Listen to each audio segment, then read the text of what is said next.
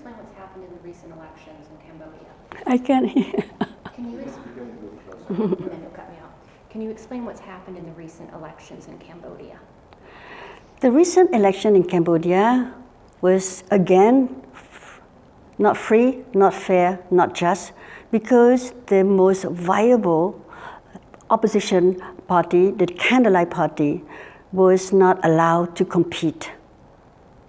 And the reason why they were not allowed to compete was totally unacceptable. It came down to their registration.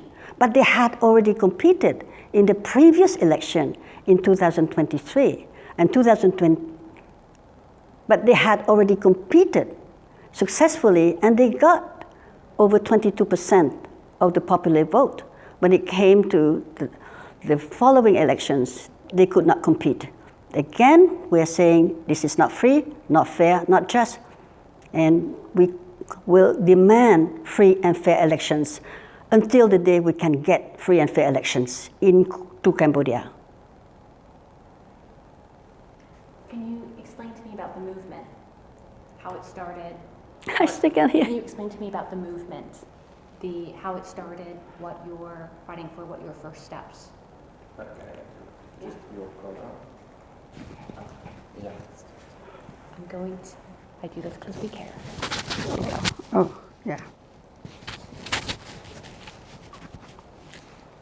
No, still working there. We're going to move the mic just slightly. Okay, let's pin it that way. Does that work still? Yeah, I think that's good. Yeah. And the frame is really tight, you can see. So you can go closer. You don't need. The Khmer movement for democracy was founded by people like myself, leaders in Cambodia who had to be in exile. And after the dissolution of our party, the main opposition party, the Cambodian National Rescue Party, we were all in exile in 2017.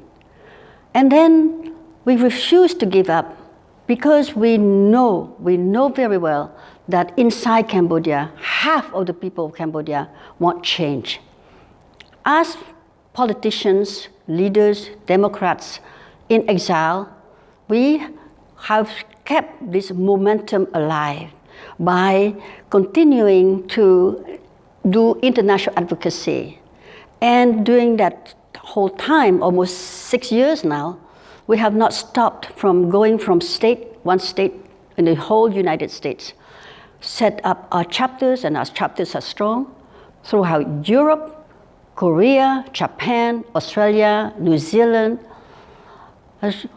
We then, as founders of the Khmer movement for democracy, have decided that this has to go on as a pro-democracy movement, as an official movement, and then get registered, and then start to announce ourselves, make ourselves known by having, like today, have an inauguration, have a debut.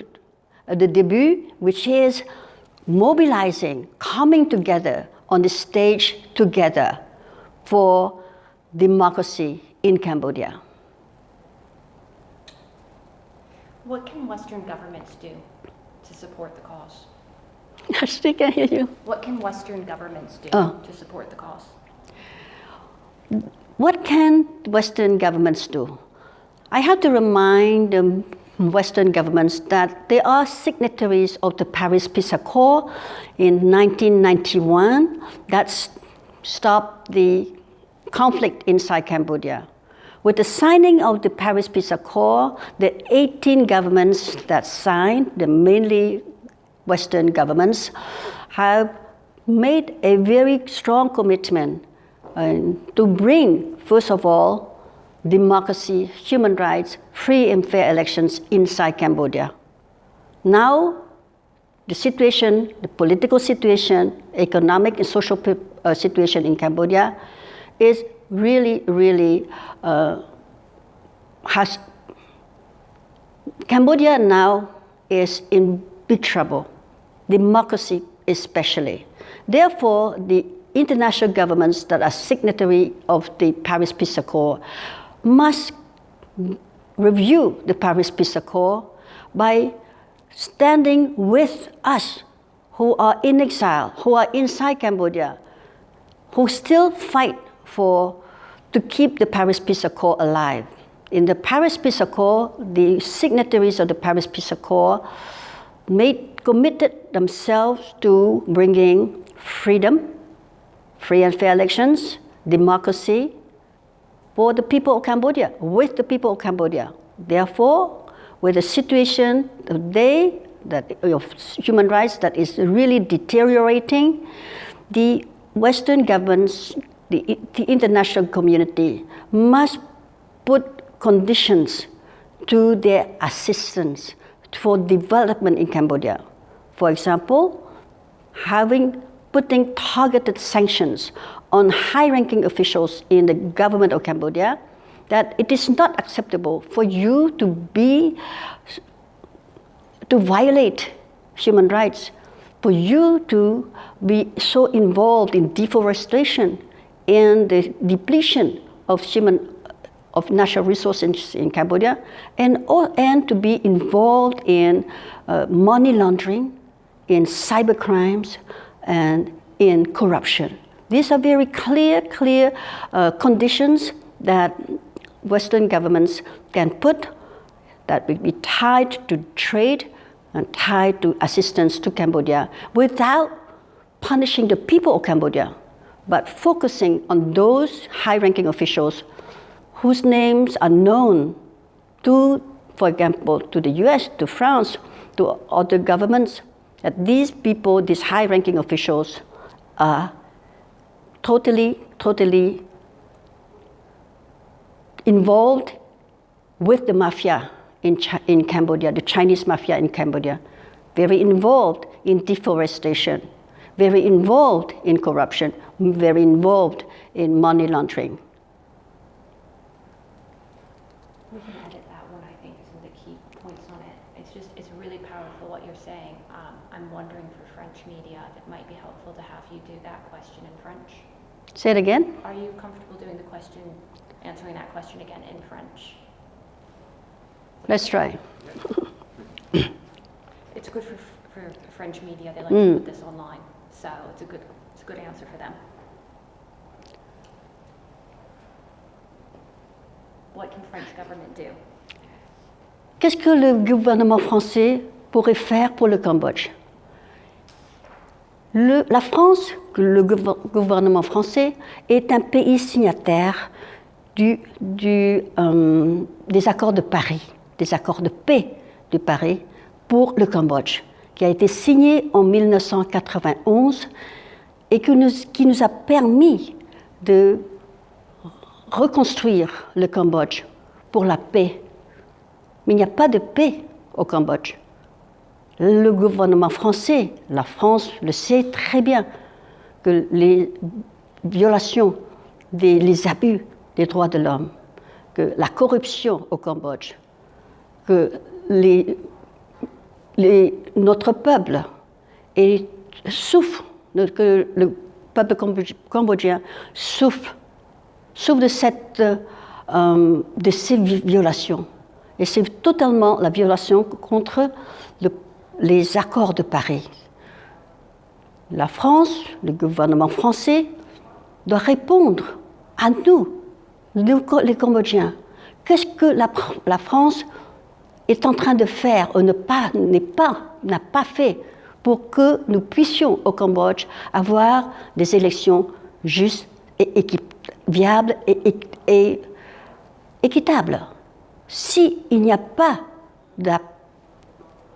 si l'opposition n'a pas la permission, n'a pas le droit de participer à ces élections, ça veut dire que ce n'est pas des élections justes, équitables. Et le gouvernement français ne peut pas continuer à tolérer cette situation. Très récemment, le Premier ministre, M. Hodmanet, a été reçu par le président Emmanuel Macron aux Champs-Élysées. Est-ce que c'est acceptable? Quand on voit que au Cambodge, il y a la situation politique et quand on voit qu'au Cambodge, la démocratie c'est une façade de démocratie. Et plus que ça, c'est une dynastie. Ce n'est plus un gouvernement au Cambodge, c'est une dynastie de la famille Hun Sen. I'll just take the raw footage of that one. I can send it to our team. It'll just be a clip we made for French media. What power does a diaspora movement have to improve the situation at home? What would be your message for Cambodians in the homeland? The power that the diaspora has, like any diaspora, when the situation inside our country is very, very dire, we as diaspora, we need to be active. Our power is in our voices. Our power is in our activity. Our power is our solidarity and our unity, and focusing very clearly on what we want for Cambodia, for the people of Cambodia. From outside of Cambodia, we are free to speak. We are from the diaspora. Why should we be afraid? And that is the message of the Khmer movement for democracy for the diaspora. Cambodians who live outside of Cambodia still fear the regime inside Cambodia because the regime inside Cambodia continues to divide the diaspora community. That is why the Khmer movement for democracy is very important, which is to build the confidence and to push, to mobilize Khmer people outside to come back together, to be united, and to think of the country inside. We can do international advocacy. We can bring the case of Cambodia to the US Congress, to the European Union, to the Parliament, the European Parliament. We can do so many things, and we have done so many things. The only problem is that the signatories of the Paris Peace Accord, the international community, is not focusing enough on the situation. It is not right for the international community to be disillusioned by Hun Manet because he has a Western education from West Point. That's not the point. The point is, what is the situation of human rights inside Cambodia? Report from the UN report from Human Rights Watch, report from Amnesty International shows very clearly that the freedom of expression, the freedom of assembly, the freedom of association inside Cambodia is totally non-existent. Therefore, the diaspora needs to speak out, and that's what we intend to do. We will mobilize our people, we will go to the UN, we will go to the US Congress as citizens of our host country to show that the commitment of the signatories of the Paris Peace Accord must be fulfilled. There must be free and fair elections inside Cambodia, and we, the diaspora, need to push hard to do advocacy and to show that we have a voice, we have a political voice, and we intend to build that political voice from outside. Final question. Thank you so much again for doing this. How do you think the next generation can lead the country's future for democracy? What do you think is going to be different for them than your generation? What can the next generation do for Cambodia? I think we have to think of two youth. The youth inside Cambodia, the youth outside of Cambodia. For the youth outside of Cambodia, like I just said, the youth outside of Cambodia are part of the diaspora. The youth movement is very connected with the Khmer movement for democracy. We will be signing a memorandum of understanding so we can start building the capacity of the Khmer youth outside of Cambodia. So that the Khmer youth outside of Cambodia can speak, then the message of the Khmer youth outside of Cambodia can be heard by the Khmer youth inside Cambodia.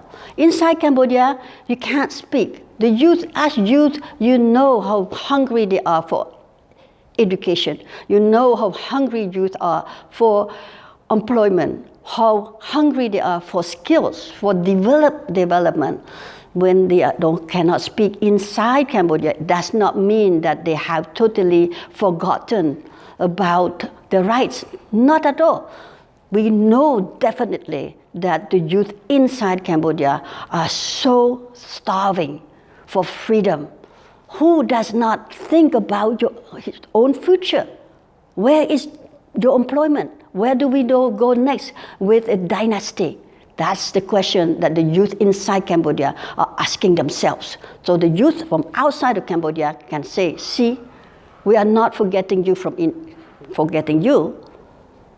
We will speak for you, speak on your behalf about the environment, about the corruption, about the injustice inside Cambodia. I think it is very, very important that this message from the youth inside and the youth outside can be joined at some point, and that is the mission of the Khmer Movement for Democracy. Building the capacity of the youth from outside so they can speak, they can have a political voice, a vital voice, so that they speak for the youth inside Cambodia. That's perfect. Thank you. That last bit